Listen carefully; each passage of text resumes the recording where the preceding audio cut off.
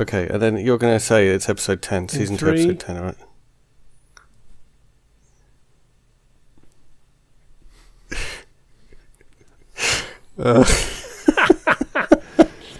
For the benefit of our listener, I was doing like they do in a TV studio, but not doing it very well. I was doing 3, 2. I was doing 3, and then 2 and 1 was silent. Yeah. Which doesn't like work in on Wayne's the radio. World. Doesn't work on the radio. Like in Wayne's World. But watch the YouTube, you'll be able to see it. Yeah.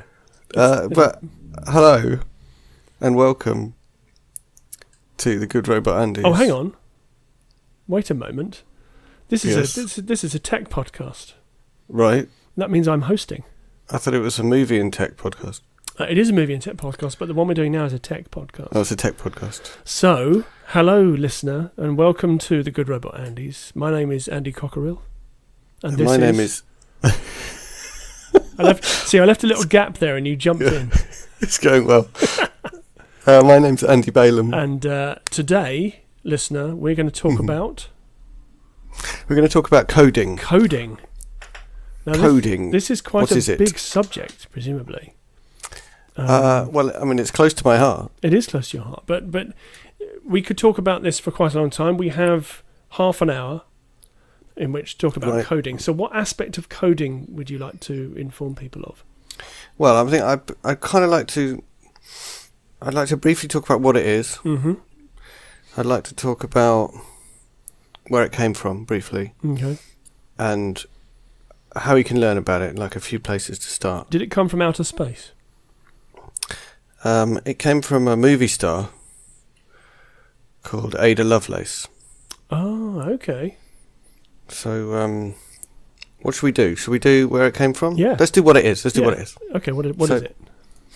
You may have heard, I mean, I'm sure a lot of people will have already heard of coding and know what I mean. Mm-hmm. But a lot of people have probably heard of it relatively recently because it, or at least thought about it more recently, because in the UK, the government have decided that children must learn coding. Yes, that's true.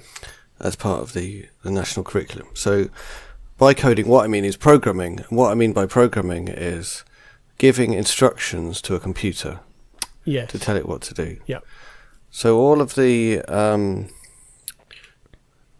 mobile phones and computers that you use have software on them, and software just means programs which have been written using programming or coding. So someone has had to write down instructions for the computer about how to do everything that your phone or your computer does. So even things like showing a picture on the screen, at some level someone's written down the instructions saying, in order to show this picture on the screen, you have to make these electronic signals go from here to here to make a picture appear. Okay. And there are layers and layers and layers of programs involved before you get to a program that would be the kind of program that I normally write, which says things like write this piece of writing on the screen, or draw a picture halfway across the screen, or something like that. And that's the bit of coding or programming that you're likely to get into, at least at first. And I think, well, the other thing I want to say about it is that it's really brilliant. It's like the best thing. It's incredibly exciting. I can't necessarily explain exactly why I find it so exciting, but I can try and give you a bit of a hint of it. It's like, it's a bit like having an infinite number of Lego bricks, and sometimes it's like having an infinite number of slaves to place all your Lego bricks as well. It's like being an Egyptian pharaoh. Yeah, but not slaves who are poorly treated. No. And yeah, so just giving instructions, giving the instructions to this system, and then having it do what you told it to do, and seeing the results of that, which can be quite creative. It can be that it draws a beautiful picture, or it makes a program that just works really nicely the way you wanted it to. Okay. I just find that incredibly exciting. That's awesome.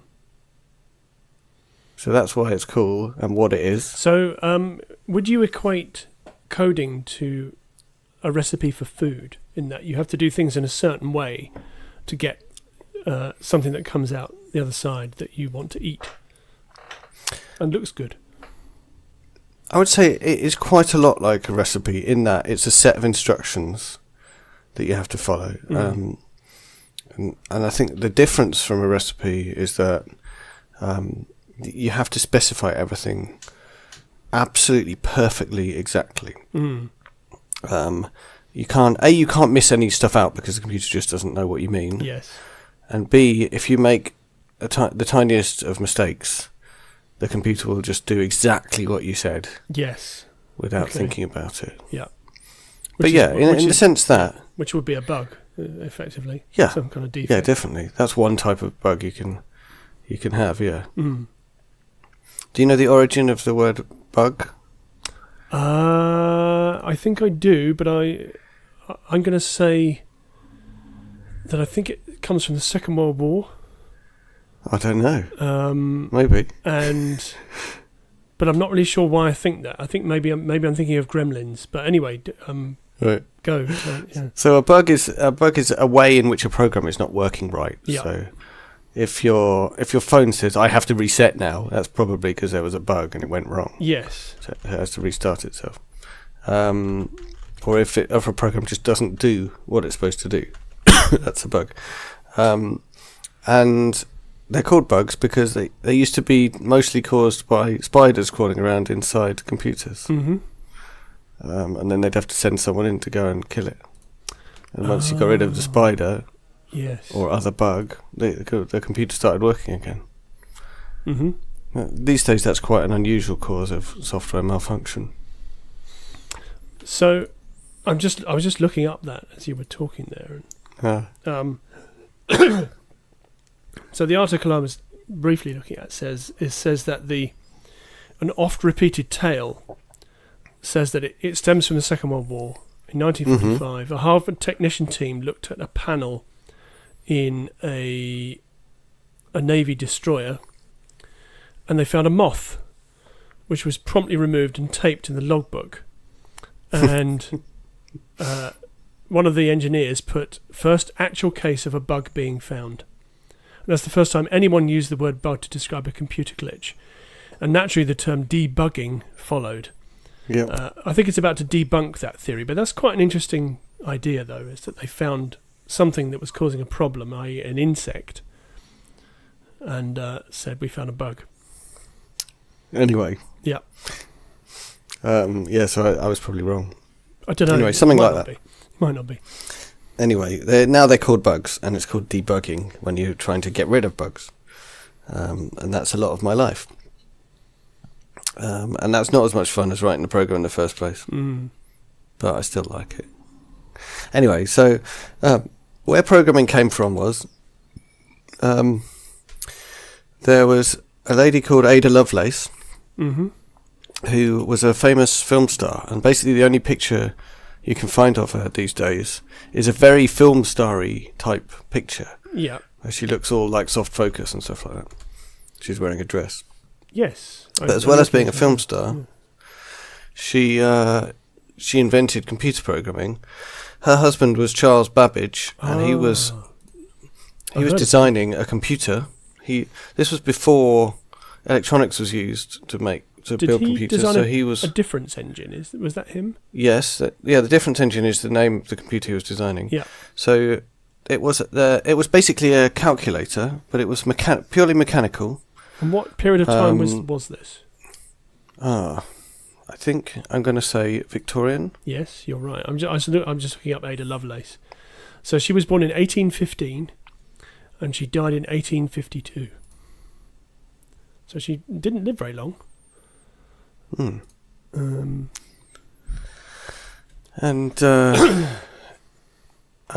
he was designing. He never managed to build this thing successfully. But he was designing a mechanical machine for calculating things. So it was, it could do maths basically. Right. And it turns out his design was basically correct. And since then, people have built working versions, but he never got one working, as I understand it. But at the same time that he was designing the machine, Ada realised that it would need programming. She sort of invented this idea that you would need to give instructions to this machine for it to do things. So while he was thinking of writing something that was completely set in its ways, that all it would do was do calculations, she was thinking of a program as being information that you feed into the machine instead of something that's built as part of the machine. That you feed a program into the machine and it then interprets it and behaves according to what you tell it to do. So that's kind of a step away from the hard-coded behaviour. So she was the first programmer, but never got to run any of her programs on any kind of computer. Right. Which is kind of amazing, even to think of it and also to do it without ever actually being able to really do it. It is, isn't it? She just had the concepts of it, but she never actually saw it happen or did it herself.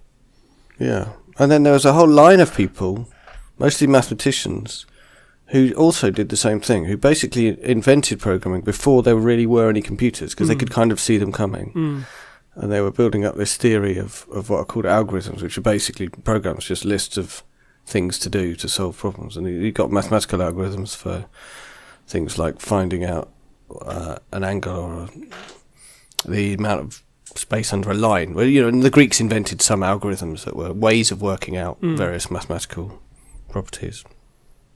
But during the early 20th century, mathematicians were coming up with all kinds of programs for computers that didn't quite exist yet.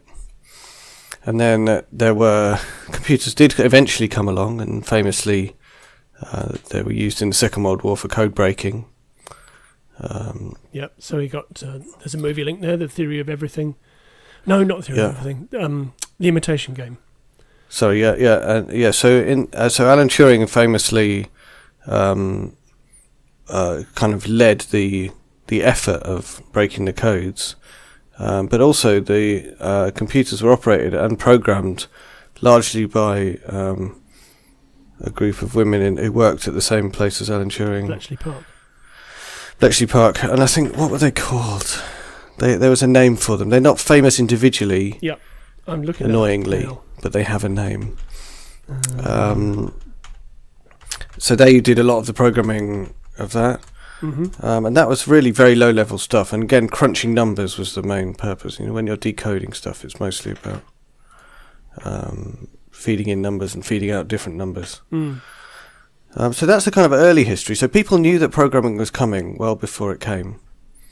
But then a big step forward was made by Grace Hopper. Oh, I've heard of Grace Hopper, yeah. She worked for... she worked in the military, US military. And I think she also worked for IBM for a bit. Okay. Or I think... she certainly worked in the US military a lot, and she was awarded various medals. But she was key to inventing one of the next big ideas, which was a compiler. Ah, okay. And what a compiler does is takes instructions written in a more human-like language and turns them into instructions that the computer can understand, so which is often called we could machine look at language. Those at one of the early operating systems, like BASIC, is a compiler. So that takes in human-readable commands and then translates them into machine code. It can be. Often actually with BASIC, it's something called an interpreter, which is a similar idea but not the same. Okay, not the same. Maybe we'll get to that. I've just get found to that in a sec. They were called the Bletchleyettes. Really? The Bletchleyettes. Okay. The Bletchleyettes. Yes. Anyway, yeah, you'll notice there's a lot of women involved in this. More so than there are working in computing these days, I should think. Yeah, computing is completely bereft of a reasonable proportion of women working, especially in programming and other parts, which is a massive waste of an opportunity to have more people writing programs, given that we're kind of lacking programmers. Sorry. Anyway, so Grace Hopper invented was part of inventing at least this thing called a compiler, which kind of invented programming as I know it now. So before that, programming was basically punching holes in a bit of paper or something like that in order to encode a list of numbers, and then you knew in your head what those numbers meant. So the numbers mean things like instructions that you would give the computer, like take this piece of information and put it in this box, where a piece of information basically means another number. So all you've got is numbers describing how to move numbers into places, and those places are also described by numbers, and that's all you've got. And then you build up in your head, you build up the instructions that you really want, which is, print this message out or something. But you would do it out of these numbers, or letters that basically exactly represented the numbers, which is called assembly language. So then once you get compilers, you can start speaking in a language that's a much higher level than that. And you can give an instruction like print out this message, and the compiler will turn that into the machine code that the computer understands to actually do it. So once you've got compilers, you start getting languages like COBOL and C and Pascal and Fortran, which are all the programming languages which at the time were kind of high-level descriptions of what you do turned into these low-level instructions. But these days we have languages which are easier to work with, and in some sense a higher level description of what you want, at least in some cases, or at least easier to work with. Could you give an example of one of those? So languages that you might have heard of these days would include, one that's very kind of ones that are quite common in industry are things like C++ and Java and Python, Ruby, things like that. Well, Python was written in C, which is interesting. Yes, Python is written in C. Yeah. There is actually a version of Python written in Python. Oh, wow. Which is quite hard to get your head around. Is that called Ouroboros? It's called PyPy. PyPy. PyPy. PyPy. PyPy. PyPy. And there's a lot now. We are living in a time of an absolute explosion of programming languages. So one that you will have heard a lot about if you're in this area is JavaScript, which is nothing, by the way, to do with Java. Okay. Except that they kind of nick the name. But JavaScript lives inside every single web browser. So the program you open up to look at the internet on is your web browser, like Internet Explorer or Firefox. And every browser comes with JavaScript inside it. So all the websites that do anything interesting, they're actually sending JavaScript to your browser, which then runs inside your browser. Right. So that program was written by the people who made the website, but then runs on your computer without you even really noticing. I see. So that brings us on to interpreters, because what the web browser is doing there is interpreting the program rather than compiling it. So actually it's a bit more complicated than that, but let's say that's good enough. So a compiler will take a program and convert it in a kind of one-time conversion into machine code, which can then be run by the computer. Yeah. But the machine code is different depending on which type of computer you're on. So your phone's got an ARM chip and your PC might have an Intel chip or something like that. So the machine code that they use is different. So one way of avoiding that problem and having all your programs work on any computer is to use an interpreter instead of a compiler. And an interpreter is actually another program, but this program's job is just to read in instructions and then do them. Okay.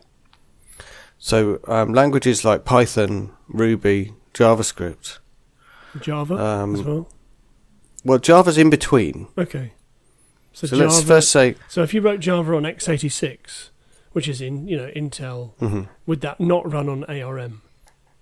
It would, and that's because it's sort of in between. So let me do the others first. Okay, good. So think programming languages like Python, Ruby, JavaScript. There is a program called Python, which reads in your Python program and then does stuff based on what you told it to do. So you write your instructions like print this out. And Python reads in your instruction and says, oh, well, they said to print it out, and then it prints it out. Java's kind of in between, because Java does have a compiler, but what the Java compiler actually doesn't spit out machine code. It spits out something that looks a bit like machine code, but it works on all computers. Okay, so it's Java code. It's bytecode. Bytecode. That's what it's called, and it's built for the Java virtual machine, the JVM. So in order to run that, you can't run that on your computer without having a program called Java. Right. Okay. And the program called Java takes in your bytecode, which is kind of a simplified version of your program. Simplified in the computer thinks it's simpler, you think it's more complicated. Mm-hmm. And the program called Java reads in that bytecode and turns that into behavior. Okay. So it's sort of in between. And actually a lot of these other interpreted languages actually do that underneath, but you don't notice. I see. A language like Python, actually there is some compiler happening underneath, but it all happens without you don't have to ask it to do it, it just does it. Anyway, so that gets us probably onto the question of, if I want to find out how to write code, where would I start? Yeah, that's a good question. It kind of depends where you're at. So if you're a complete novice, but you have an interest, maybe you listened to this podcast and thought, hey, I'd like to write some code. So how can I learn about that? First thing I'd say is, you definitely should. It's really good. Okay. And you shouldn't be put off. Every time I try and learn a new programming language, which these days I do fairly often, I get incredibly confused and I don't understand what they're telling me when they're trying to explain it. So don't be discouraged by that. That's normal. It's actually the normal state of a programmer to have written a program and be looking at it going, why doesn't this work? I told it what to do and it doesn't do it. That's completely normal. So if you're brave enough, go to python.org and read the Python tutorial, and hopefully in there it'll tell you how to download Python and install it, and then how to run your program. You can also have a look at my YouTube channel. I made a series of videos called My First Raspberry Pi Game, which actually is just my first Python program. Right. You don't need a Raspberry Pi to do that. You can use normal Python to do that. It's just a Python program. I just called it that because the Raspberry Pi's got Python on it. Okay. But anyway, the second video of that tells you how to write the simplest possible program there is in Python and how to run it. Is that Hello World? Yes. Okay. It prints out Hello World, which is, I believe, is that the thing that most people do when they start learning their first programming language? That's right. Is to print Hello World. Most programming languages, getting it to print something out is relatively easy. Yes. So you often use that as your first program. Yeah. The other day I was teaching someone to program by teaching them how to make a web page. Oh, nice. So when you're making web pages, you don't do a Hello World. You make something in a bold font or something like that. That says a flashing bold font. It could say Hello World. Hello World. Hello World. Hello World. Anyway, yeah, so I would suggest Python if you want to actually type in instructions to the computer and have them run. Have a look at Python, it's cool. Also have a look at Ruby. If you're a bit younger or you like things quite quirky, have a look at Ruby. There's a book called Hello Ruby, which I think is aimed at kids, or I'm not sure. Oh, okay. But it's the Ruby community is very quirky. If you like that, definitely consider it. There was a chap involved with the Ruby community who sadly rage quit the Ruby community when someone revealed his true identity. Oh wow, really? But he was an incredible character. He was called Y. That was his internet name. Okay. And someone outed him. Yeah, someone revealed his real name, and he rage quit and deleted all of his stuff off the internet. No. But some people managed to recover some of it and put it up. He had a mini tantrum. Yeah, well, massive, and he's disappeared, and he was never seen again. A massive tantrum. That does call into question whether he was actually mentally stable enough to be involved. Oh yeah, I mean, presumably. Anyway, he wrote some amazing, incredibly quirky. If you like quirky, definitely have a look at. I think it's called Y's something Guide to Ruby, or something like that. Anyway, he's called Y, which is very hard. The one to that didn't get on deleted. The internet. Yeah, some people kind of found it and resurrected some of it. Okay. If typing in actual commands and the fact that you might type the commands a bit wrong and it will give you a horrible looking error message is a bit scary. There are various things that make it easier to get started with, and especially for young kids, I would suggest having a look at some of these other things, including there's a website called code.org, which has challenges to write little programs based on like things like Disney films and stuff like that. It's definitely aimed at young kids. Okay. But you can drag and drop. Instead of having to type in the commands, you can drag and... I'm making a dragon's claw and dropping something. Drag and drop. You can drag and drop commands like a dragon. So you can't type it wrong then, because you can still drag it wrong. So it's not as good as it sounds. Drag it but wrong. It's okay. Drag and drop. Drag and drop wrong. So there's a challenge on there to make a Flappy Bird game. Oh, okay. And it walks you through it. And there's a Frozen themed challenge. That sounds interesting. And the new Disney film as well. Moana.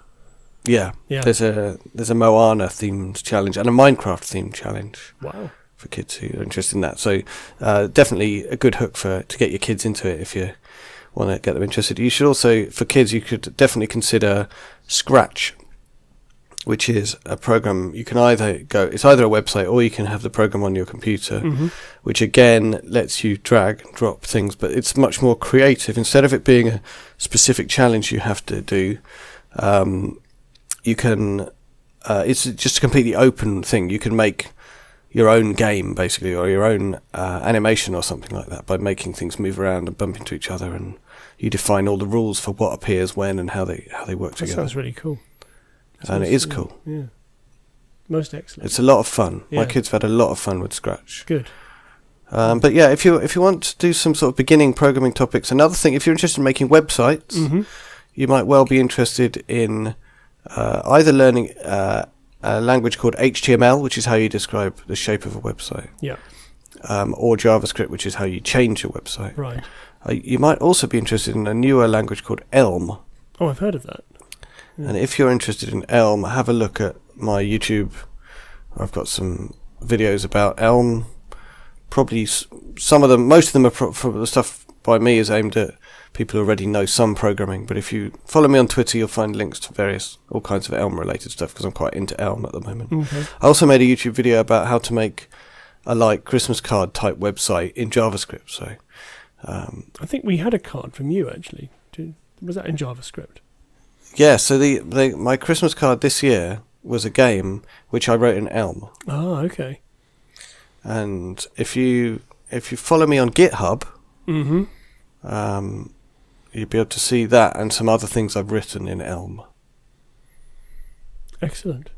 And if you're interested, and also soon, these people the people I was teaching HTML the other day were some teachers from my kids' school, and I'm putting together a blog post for them about places you should look to learn about this stuff. So when I finally get round to writing that, it'll be on my blog. Excellent. I'll probably tweet about it or something. We should probably if you can, put some links to these things next to this week's podcast. Yeah, let's do that. So we'll put it in we'll put it in the show notes. And then when I share it, I'll make sure it goes in there as well, because this is all interesting stuff that people need to know about. Yeah. So definitely have a go. Yeah. It's really, really exciting if you get your head around the basic idea that you're giving instructions to the computer, and then you give instructions like, if this is happening, then do this, otherwise do that. So if you're asking the user a question and then they give you back an answer, then you say, if they said this, then do this, otherwise do that. Or you give instructions like, I want to repeat 10 times, and every time round I want to do this thing. Yes. And that's really, really powerful. Once you get your head around not just using the computer to do a thing, but to tell it to do lots of things automatically and do different things based on different things that are happening. Yes. You have this incredible power in your hands. Yeah. It makes you powerful. It does. Yeah. And it makes you feel powerful. I always feel powerful. Right. Is that it for today? I think that's probably it. Okay, that was really good. I think as we're approaching Christmas, before we do our plugging, we could wish our listener a happy Hanukkah, a Merry Christmas, a Happy New Year. To our dear listener, yes, Happy Christmas, Happy Hanukkah, or other celebration. yes, interdenominational celebration. Interdenominational celebration. Yes. Seasonal feast of the year, we say. Yeah. Happy seasonal feast. We hope that during the dark times of the year, the lights are on in your heart. Yes. And also around you in the house. And I think it's important when things get really dark and you think that there's no hope, that you remain true to your core values. What, of getting the foreigners out and... Well, if it's those core values, then no. Don't remain true to them. Stop reading the Daily Mail and get some new core values. Yeah, exactly. Yeah. Seriously though, listener, although there might be only one of you, if this is an emotionally dark time of year for you, stay strong. Yeah, do stay strong because give someone a call. Yeah. And stick with us. Yeah, stick with us because there'll be another podcast. That'll keep you going. The next one will be better, we promise. Less bleak. Well, yeah, I mean, things can only get better in 2017. As Brian Cox said. Yep. Professor Brian Good Cox. old D. Ream. Professor Brian Cox. You just did quotes then. He is an actual professor, isn't he? I like to call him air quotes. Professor. Professor Brian Cox. Brian Cox. It's what I like to call him. Billions and billions of stars. Yep. Okay, is that it? Yeah. Oh, plugging. Plugging. Plugging. Do some plugging. Yeah, so I've already done lots of plugging, but basically look at me and my YouTube videos, Twitter, blog, all my open source projects on my homepage, artificialworlds.net. Lots of stuff about programming, because programming is what I love to do. It is. I host a movie and music radio show on Glastonbury FM 107.1 in the Glastonbury Street and Wells area of Somerset. That's down. It's a running That's joke. the street all the way along from the Wells. From the Wells. That's down on between 6 and 7 on a Thursday. It is, as I said, movie reviews, music. I also talk about movies that are on TV at the weekend, movies that are on. Have you got locally. the new transmitter? You've been promising the new transmitter. Yeah, for it's a while. on. It's on. It's working. So now it reaches past the pond. It reaches past the Wells. So the bishop. How far does it reach? Does it reach a lot further? Yeah, it does actually reach further. Yeah, so it didn't used to reach many parts of Wells, but now it does. Does it reach to the nuclear power station? No, it doesn't go that far. Okay. So Hinkley Point doesn't get the benefit of it. However, so they have to listen online. There is, excuse me, there is. God, blimey. I've got a frog in my throat. There is an online, yes, on the internet, listener, you can listen online at glastonburyfm.co.uk. All the internet that's made out of computer programs. That's made out of computer programs. There's also. I think we talked about that in another podcast. We did. Sorry. We did. There's also podcast highlights. Search for Movie Mashup on iTunes or your podcasting app of choice. Follow me on Twitter at Cockers_97, and there's a Facebook page called Andy's Movie Mashup.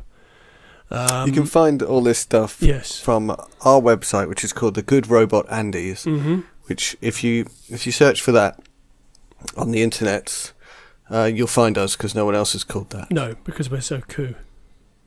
Yes, it's because we're so cool. I think that's it.